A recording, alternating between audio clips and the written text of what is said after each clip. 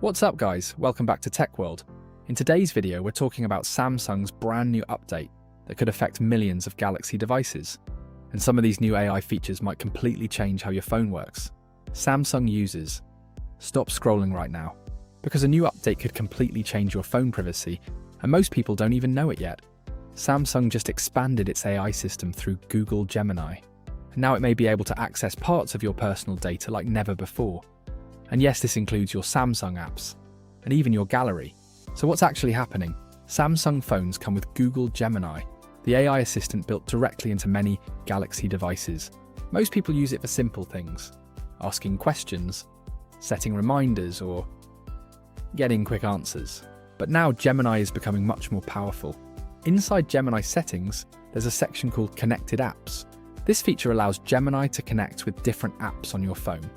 Before, Gemini could already work with some Google services, but now, support for Samsung apps has expanded too. That includes Samsung Calendar, Samsung Notes, Samsung Reminders, and even Samsung Gallery. Now here's where things get interesting. If Gallery access is turned on, Gemini can actually search through your photos using AI. For example, you can say, find photos of a kid sitting in a car, and Gemini can scan your gallery and pull matching images automatically. Sounds futuristic, right? For some users, that's incredibly useful. Imagine having thousands of photos and instantly finding exactly what you want without scrolling forever. But for others, this raises a big question. Do you really want AI scanning your personal gallery? Because according to the settings information, some data and conversations may be shared to improve services. That doesn't automatically mean your photos are publicly visible. But it does mean users should understand exactly what permissions they are giving. The good news? Reports suggest gallery access is turned off by default on many devices, but you should still check your phone manually. Here's how.